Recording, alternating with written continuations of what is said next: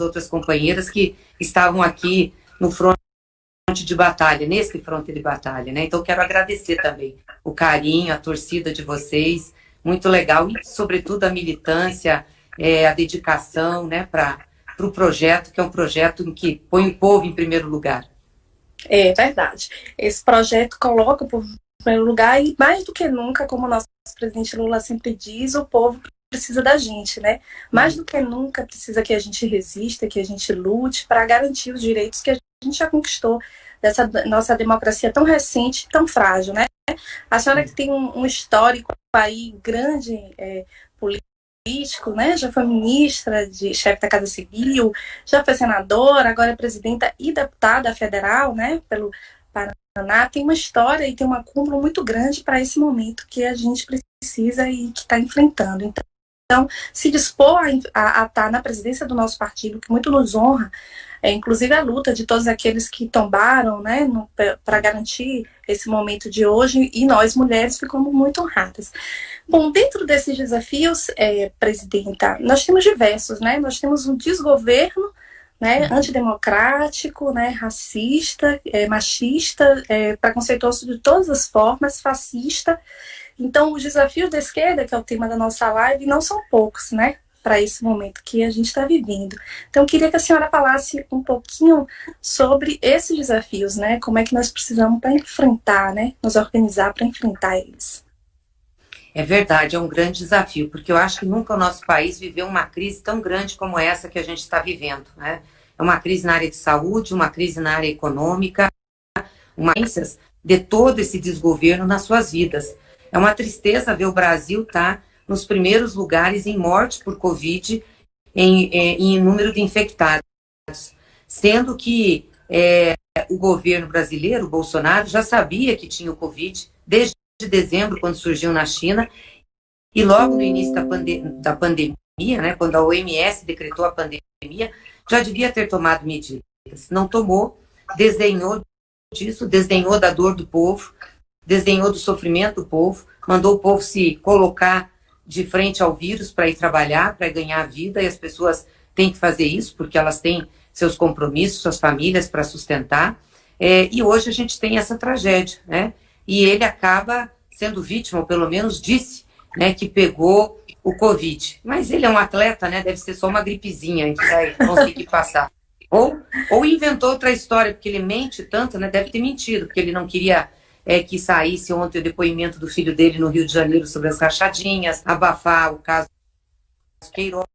Então o Bolsonaro é disso, ele usa essas estratégias, notícias diferentes, né, chamar atenção para encobrir coisas que tem sobre ele. Mas o fato é que quem está sofrendo é o povo brasileiro. Né? Hoje nós estávamos fazendo uma reunião com o presidente Lula, com os nossos economistas do PT, e os números são desalentadores. O desemprego deverá chegar, depois dessa pandemia, em mais de 20 milhões de desempregados. Né? A renda das pessoas está caindo, não tem renda, as pessoas estão ganhando menos, estão com dificuldade. O comércio, né? O comércio está quebrando porque bares e outros serviços não podem, não estão fazendo suas atividades. Esse é o problema. Veja, ele anunciou lá no início da pandemia que ia liberar 40 bilhões para a saúde. Ele liberou pouco mais de 11 bilhões. Então, é muito pouco. Os estados e municípios estão sem dinheiro, o pessoal do SUS está sofrendo, muitas vezes não tem equipamento de proteção individual nem coletivo, enfrenta a doença, e é quem está ajudando a população, né? É o SUS, é o nosso bom e velho SUS, nosso sistema de saúde pública, não é privada, né? Eles queriam privatizar a saúde, é esse sistema que está ajudando.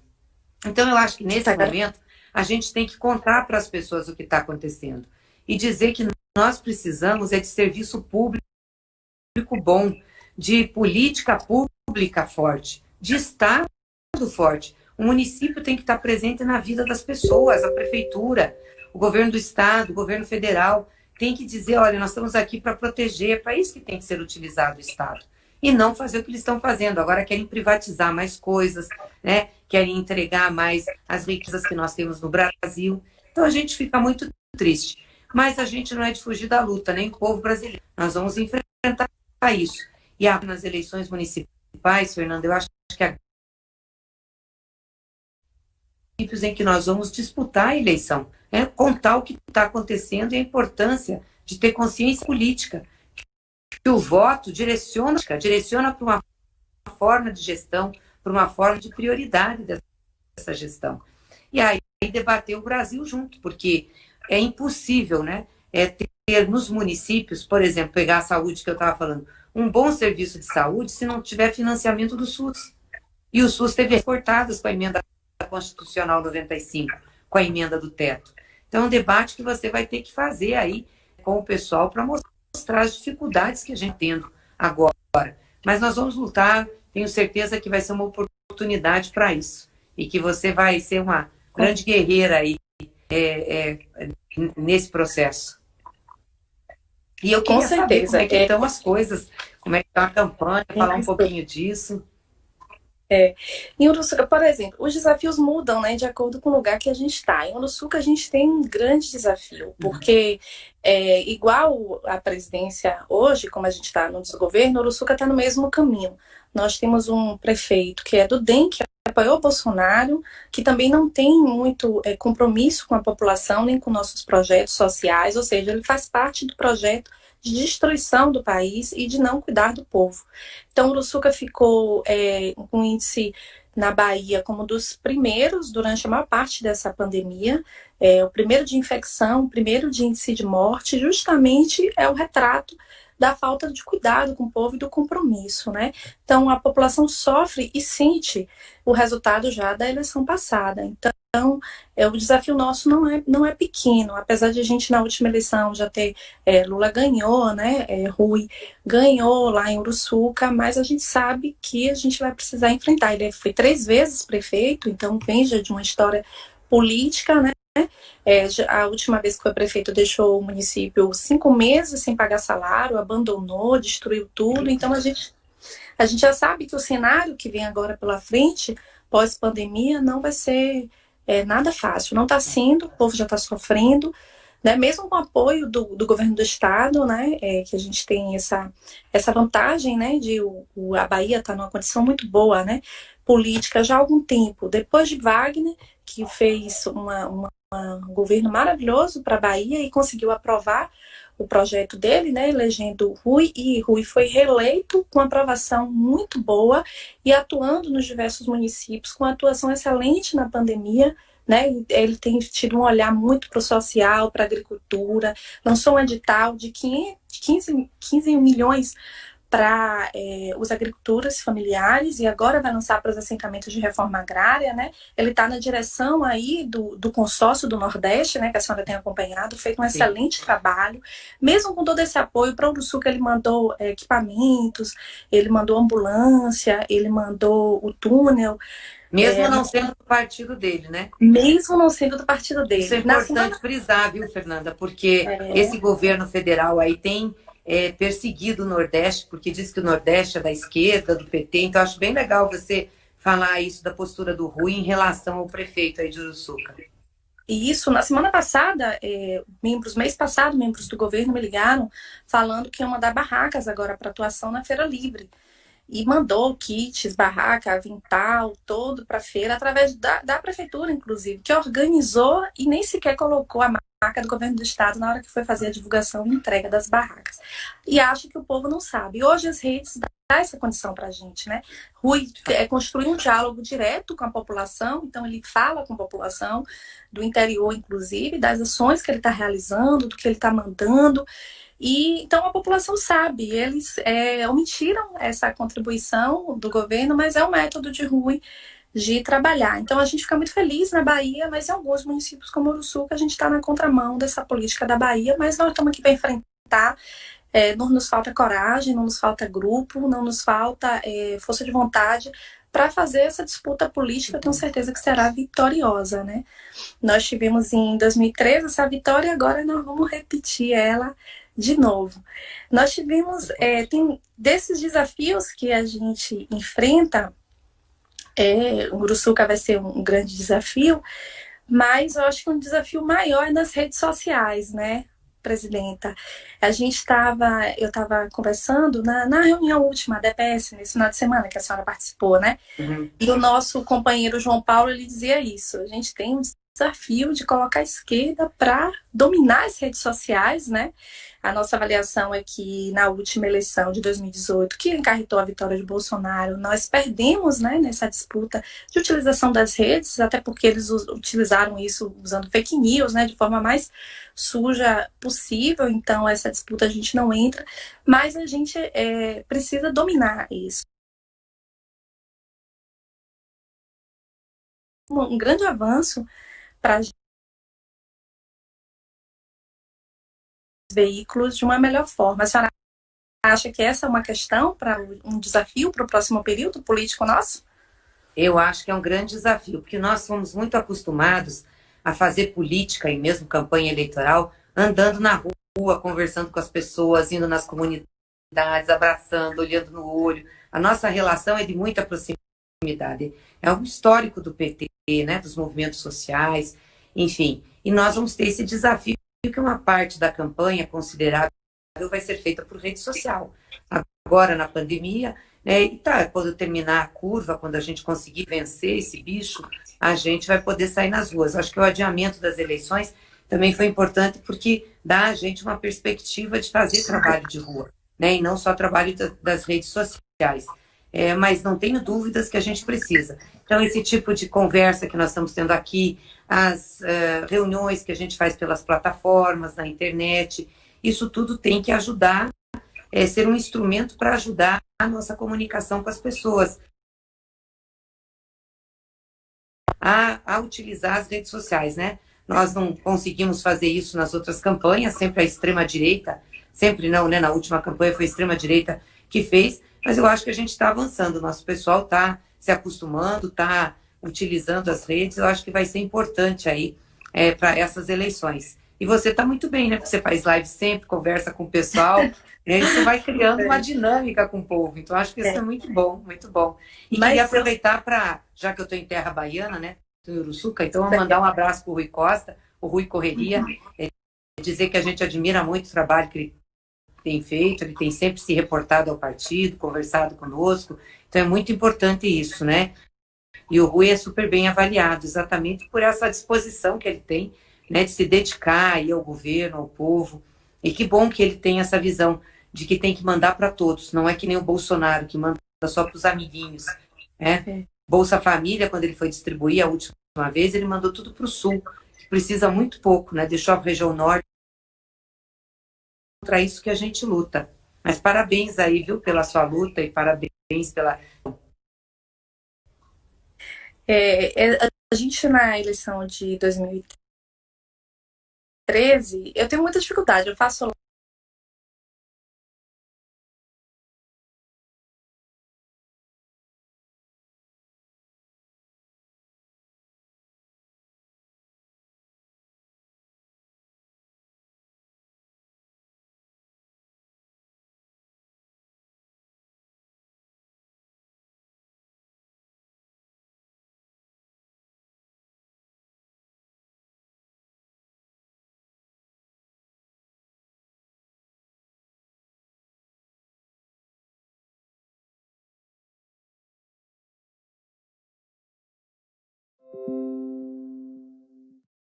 prefeita de 2013.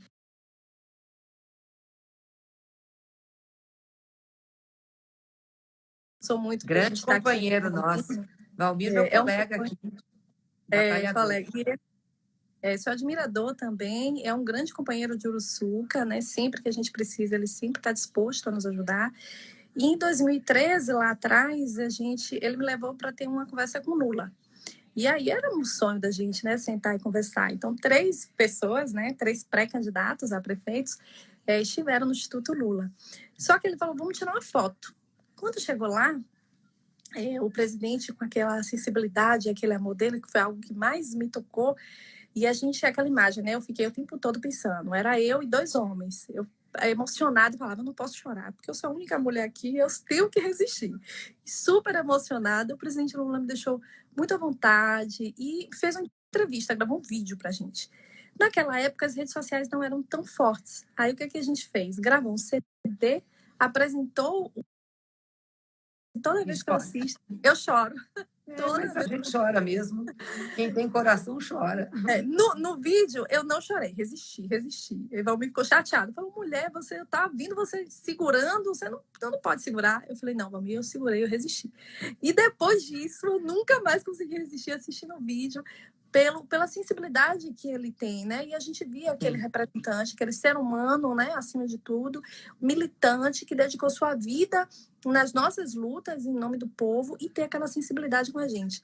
Naquele momento a gente fez isso. Hoje eu tenho certeza que vou ter um novo encontro com ele logo em breve e com a senhora também pessoalmente para a gente usar dessa rede de com outro formato, né? Se Deus quiser. E a gente falar muito disso, que a esquerda tem isso, né? Do contato, quanto é importante o contato, né? Eu via Lula o tempo todo no vídeo, quando ele segurou na minha mão a emoção que foi, e ele falar o nome de Uruçuca, lembrar da história, ele passou em Uruçuca, né? Da CEPLAC, lembrou de vários momentos e foi me contando, aquilo nos envolve e nos emociona. É característico nosso, né? Desse contato. E a gente tem esse desafio nessa pandemia, que é o cuidar, né? E João Paulo também dizia isso, que é grande amigo nosso, né? Da MST, ele dizia, a gente tem que cuidar da alimentação, cuidar para o povo não morrer de fome, né? Cuidar da doença, né? Para garantir que não pegue a pandemia, mas cuidar da mente também, né? Muito importante. Então, essa é uma questão também, né, do psicológico, né, da esquerda, de todos nós militantes, para conseguir fazer esse enfrentamento com a saúde mental tranquila e sem apoio do governo federal nessa questão do SUS, né, porque não tem uma atuação nesse sentido. Então, esse amor que a gente transborda no contato, nessa disposição que a senhora tem dessa live e de outros companheiros e companheiras, nos fortalece para o diálogo com o povo e o enfrentamento a esses problemas que a gente tem. Uma outra questão que eu queria muito que a senhora mencionasse era sobre o desafio da mulher, né, nesse período, porque a gente sabe que a pandemia trouxe um aumento da violência doméstica, né, que as mulheres estão sofrendo, afinal todos confinados, os maiores violentadores são os companheiros e dentro de casa o tempo todo, né, leva a isso. E em meio a isso, a gente ainda tem que nos fortalecer, nos empoderar para colocar mais mulheres nos espaços de poder para a próxima eleição, né? Como é que a senhora enxerga isso e como é que a gente poderia orientar as nossas companheiras? Não, eu acho que é fundamental as mulheres participarem do processo político, né? Serem candidatas, participarem do legislativo, poder decidir os rumos do município, do estado, do país. Afinal, nós mulheres somos mais de 50% da população brasileira. E quando a gente entra na política, a gente leva a nossa visão do mundo e também os problemas que nos cercam, que muitas vezes, pela condição cultural que a gente tem ou foi submetida, não afligem os homens, né? As questões sociais, por exemplo, saúde, educação, assistência social, só começaram a ser mais cuidadas a partir do momento que as mulheres entraram na política, porque essa é a vida de milhões de mulheres, né, que estão envolvidas com esses temas, do tema do cuidado, o tema em relação à criança, em relação ao idoso, e isso faz parte de uma agenda que as mulheres trazem para o debate da política pública. Claro que a gente também quer discutir finanças, a gente também quer discutir projeto, a gente também discute outras coisas, mas eu estou dizendo, até pelas condições culturais a que fomos submetidas, né, ao papel que foi nos legado na sociedade, então esses temas começam a ter visibilidade. E o tema do cuidado é muito importante, né, porque a centralidade da nossa vida tem que ser a pessoa, o ser humano. A gente faz as coisas, as grandes coisas, tem a economia, tem tudo, mas tem que ser a vida, tem que ser o ser humano. Então, eu acho que isso é muito importante. Eu acho que as mulheres, quando entram na política, elas colocam isso como algo prioritário, essencial, né? E é importantíssimo a gente também participar das decisões dos nossos partidos, conversar com os nossos companheiros de igual para igual. Eu fico muito feliz com o PT, porque nós tivemos uma luta grande no PT para que as mulheres participassem mesmo. Porque no início do partido, o partido era muito masculino. Nós não tínhamos lideranças femininas no movimento sindical, no movimento popular, né? Isso é lá nos idos da década de 80. Então, as mulheres ainda militavam, mas não eram as lideranças expressivas. Quem eram os homens. Então, quando o partido se formou também aconteceu isso. Tinha pouquíssimas mulheres, né, no debate. Então, as companheiras reclamavam muito, diziam assim, a gente só serve aqui para fazer ata, servir café, arrumar o lugar da reunião, não está certo isso, não. Às vezes nem falar a gente consegue. E aí começou um debate dentro do partido que as mulheres teriam que corresponder, a presença das mulheres nos cargos de direção teriam que corresponder pelo menos ao percentual de filiadas ao partido na época. Foi feito um levantamento, chegava na ordem de 30%. E aí, por isso que a gente estabeleceu a cota de 30%. No início foi muito difícil, né? Porque as mulheres também não estavam preparadas. Claro, elas nunca tiveram oportunidade para ser dirigentes, não formaram, não ajudaram. E o partido que estabelece a paridade de gênero nos cargos, 50% homem e 50% mulher. Eu não seria presidenta do PT se não tivesse essa história de luta das mulheres dentro do partido.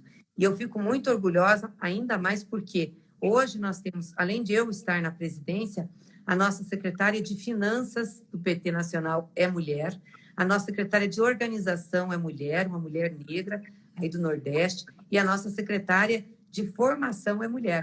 Então, os principais cargos do partido hoje, direção do partido, estão na mão das mulheres. Nossa responsabilidade também é grande, viu, Fernanda? Porque muito grande. Tem que dar certo, né? Essas mulheres todas no comando. Mas é fundamental, as mulheres têm que estar onde elas quiserem, têm que estar na maioria dos espaços. Quer dizer, a maioria da população é mulher, né?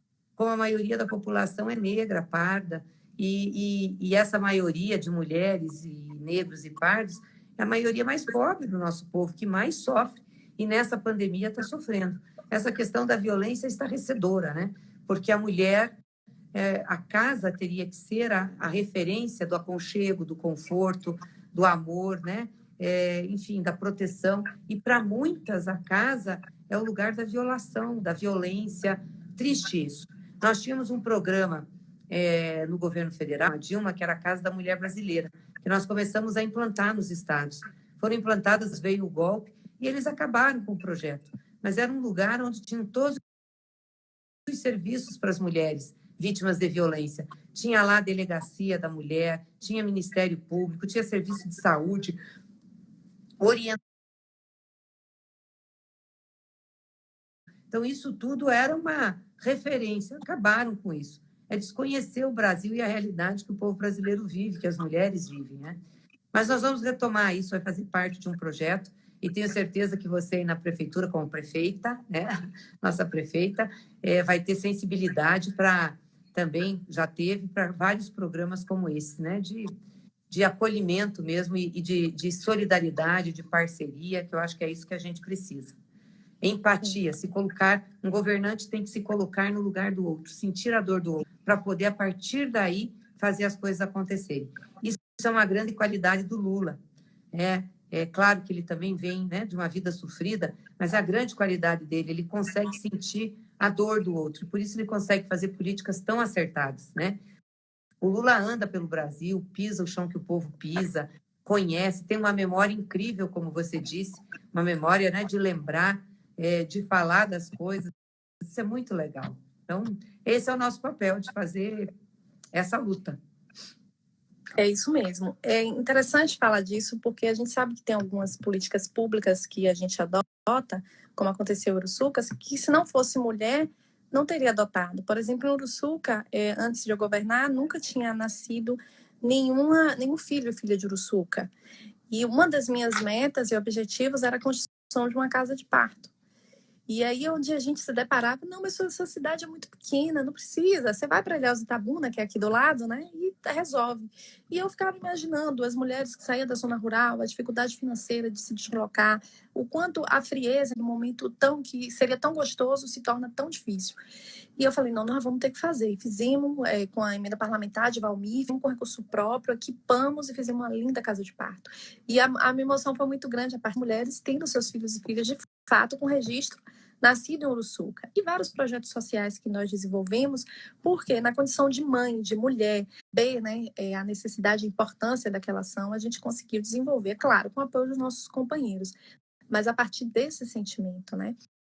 E isso faz uma diferença. Por isso, isso é uma pesquisa. Recentemente, ontem, eu vi até Manuela Dávila colocou no Instagram dela, que as cidades, os municípios, os estados que são governados por mulher têm um índice de morte infantil na infância menor. Ou seja, claro, tudo da política que nós adotamos, né? Então, faz uma diferença e a gente precisa nos fortalecer. Queria saber também qual a estratégia, né, do nosso partido, e foi importante a senhora mencionar, porque sobre a paridade dentro do PT, que nos orgulha e nos traz o exercício de nos esforçar para incluir as mulheres, né? Eu nunca seria candidata a prefeita na condição que eu tenho se fosse para um outro partido, porque eu fui, o povo acreditou, né? E o partido me deu essa condição. Então, essa paridade também nos fortalece, né? Dentro do partido, nos coloca num desafio maior para o conjunto da população. Muitas vezes eu falo, não, mas eu vim do movimento estudantil, na parte mais organizativa, não sei se eu quero ser figura pública, é uma disposição, isso aí depois que fui, já não quer mais sair, né? Já é difícil, né? Que bom. Então, eu queria que a senhora falasse também um pouco para a gente sobre as estratégias do nosso partido, né? Para enfrentar esse desgoverno, né? O Bolsonaro. Bom, Fernanda, a gente tem atuado muito fortemente na oposição aqui no Congresso, mas não é o único lugar que a gente vai atuar para derrotá-lo. Derrotar Bolsonaro precisa falar com o povo, precisa mobilizar, as pessoas se mobilizarem, saberem o que está acontecendo. Então, é fundamental a organização popular, é fundamental a conscientização. Infelizmente, nós estamos vivendo num momento em que não dá para a gente fazer manifestação de rua, né? Nós não podemos fazer comício, nós não podemos fazer atos, nós não podemos nos manifestar, embora algumas manifestações tenham acontecido e a gente tem ido com cuidado, mas precisa dessa manifestação, né? Então, ao mesmo tempo que a gente atua no plano do legislativo como oposição, oferecendo medidas para ajudar o povo, como foi a oposição que fez um projeto dos R$ 600, na realidade, era um projeto do PT, dessa verba emergencial, de um salário. Bolsonaro queria dar R$ 200, nós brigamos muito lá, conseguimos R$ 600 junto com a oposição. Ao mesmo tempo que a gente atua com projetos para tentar proteger o povo, salvar, tem que tentar conscientizar. Então, esse processo eleitoral vai ser importante para nós. Nós vamos ter muitos candidatos no Brasil, candidatas e candidatos no Brasil inteiro. Muitas mulheres, viu? Muitas mulheres saindo candidatas pelo PT. Eu estou bem feliz, assim. E espero que muitas vereadoras e vereadoras saiam também. Mas é a oportunidade que a gente terá para fazer esse diálogo com as pessoas. Disputar a eleição e, ao mesmo tempo, conscientizar. Porque as pessoas estão mais abertas, né, a escutar sobre política, porque foi feita uma desconstrução muito grande da política brasileira. Então, todo mundo acha que política é ladrão, que política não presta. E como diz o Papa Francisco, a política é uma das atividades mais nobres do ser humano. Ela é feita com seriedade, porque ela é um instrumento de transformação. E a gente tem que mostrar isso para o povo, dizer que fora da política só tem a barbárie, né? É o autoritarismo, é a guerra, é coisas que, enfim, não ajudam a edificar. Então, a gente tem que conscientizar também sobre esse papel da política e utilizar aí o processo eleitoral para fazer esse embate. E é um desafio muito grande, porque, como a gente vinha falado, nós nos organizamos por vias da esquerda, sindicatos, né, no meio do povo, tal, e agora a gente precisa nos reinventar, né, usar outros instrumentos, afinal de contas, a classe trabalhadora que tem carteira assinada diminuiu, né, então, ou seja, queira ou não queira, o golpe, ele ainda está em curso, né, ele ainda está a retirada dos nossos direitos, né? E eles querem continuar retirando, querem privatizar agora, né? Privatizar a Eletrobras, querem continuar desmontando. Desmontando, com certeza. Ontem eu estava comentando aqui, toda vez que a gente tiver a oportunidade, nós temos que lembrar o povo, a classe trabalhadora, o povo brasileiro, sobre isso que a senhora comentou, do auxílio emergencial, né? Como foi a luta para que ele existisse nesse valor com essas condições, porque não era esse o desejo do governo, né? Bolsonaro. Isso se deu por conta da briga, da resistência da ala de esquerda dentro da Câmara de Deputados. Aí, mais uma vez, a importância do voto, né? Que mesmo minoritária prevaleceu. Eu estava lendo o texto que falava assim, deixou as condições, vocês estão deixando as condições menos pior, porque ainda não tem uma quantidade, né, uma maioria para combater total. Mas na luta e na resistência fez com que esses projetos, né, que eu queria um pouco que a senhora falasse sobre isso, né, já falou do auxílio emergencial, de outras ações que vocês estão conseguindo conter e deixar menos pior, né, para a classe trabalhadora. Pode, o projeto que nós fizemos para emprestar recursos para os pequenos, micro e pequenos empresários, o projeto para a agricultura, que nós fizemos também de crédito agora, nessas discussões da Câmara, só que tudo o Bolsonaro demora a implementar, esse é o problema. A gente aprova na Câmara, ele demora para sancionar, demora para implementar, aí muitas vezes quando implementa as pessoas já sofreram, já passaram por dificuldades, então é uma situação muito difícil, mas nós vamos continuar lutando, não tenha dúvida que nós queremos de novo um governo como foi o governo do presidente Lula. Eu fico lembrando quantas coisas o presidente Lula fez pelo país inteiro, né? Mesmo aí nos municípios pequenos, por exemplo, eu peguei aqui de Uruçuca, foi projeto Luz para Todos, foi Minha Casa Minha Vida, foi o Caminhos da Escola, que são os ônibus, a escola técnica, a creche, né? O programa de saúde, ou seja, era um governo que cuidava, né? Cuidava do povo.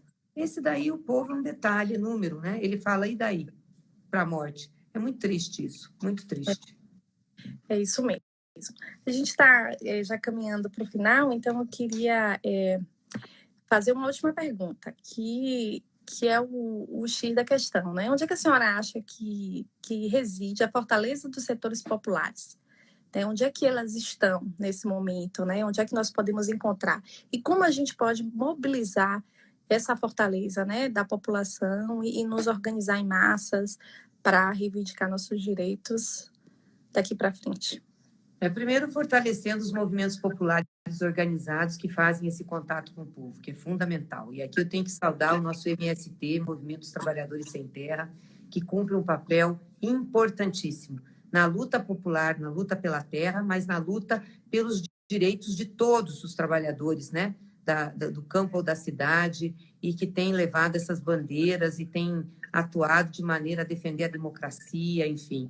E agora, nessa pandemia, tem feito ações belíssimas, né, de doação de alimentos, de solidariedade nas periferias urbanas. Então, quero saudar e dizer que o MST é um exemplo de um dos movimentos assim que agrega, que ajuda, né, e que está junto com o povo, e muitos outros movimentos. E nós temos que falar também com as periferias das nossas grandes cidades, né, que estão largadas, estão desmotivadas, as pessoas estão com medo, estão sem esperança. A gente começar a retomar pelo partido os nossos núcleos de base, aqueles núcleos que faziam o debate lá no lugar da moradia das pessoas, no lugar de estudo, para conversar sobre aquela realidade à luz do que está acontecendo no país. O PT tem, sim, que mudar a sua forma de organizar para chegar até o povo, e eu não tenho dúvidas que os núcleos são a melhor forma de a gente fazer essa aproximação. Podemos fazer núcleo digital, podemos fazer núcleo presencial, fazer núcleo de todos os tipos, mas debater, discutir com a pessoa, a partir do ambiente, da onde ela está, daquilo que ela vive, para fazer a compreensão. É um pouco o método Paulo Freire, né? A realidade, ela tem condições de explicar o que as pessoas vivem, tem condição de explicar a realidade da política que nós temos. Então, é isso, nós vamos ter que ajustar a nossa forma de atuação. Mas eu queria agradecer muito, viu, essa oportunidade de estar aqui com você, de estar com todos os companheiros de Uruçuca, desejar muito sucesso para você, Fernanda, vai ser muito legal, não só para o Uruçuca, para o partido também, tê-la como nossa prefeita.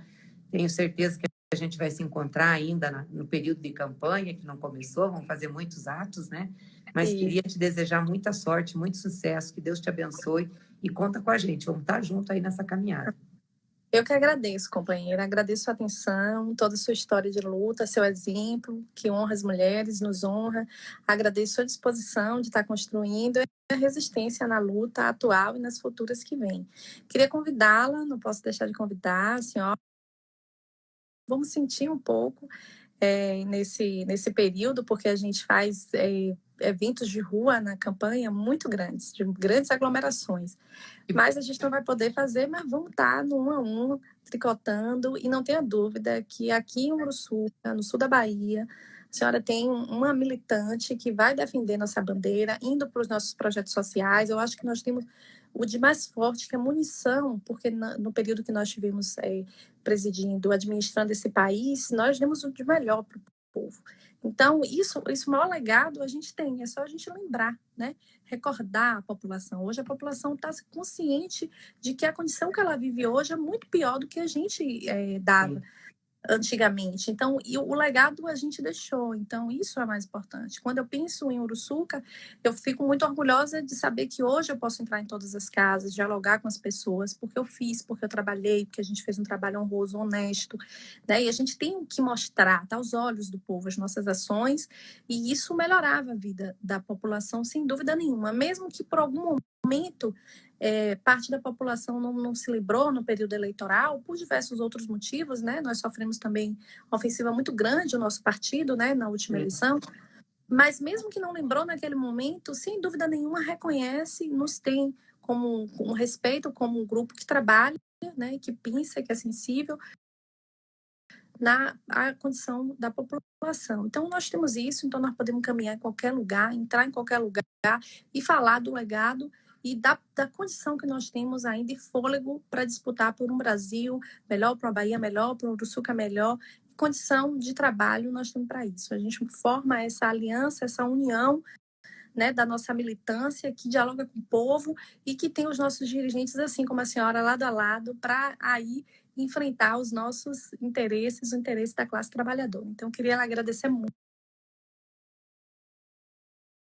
Está feliz pela saída dele, mas que a batalha ainda para provar a inocência dele não acabou e que nós vamos estar do lado dele a todo tempo, né? Então, dizer que a gente tem um paraíso também aqui, então não só quero convidar vocês, né, a senhora, o presidente, para um momento político, mas também para conhecer um paraíso que nós temos chamado Serra Grande, é a terceira maior biodiversidade do planeta, então é um lugar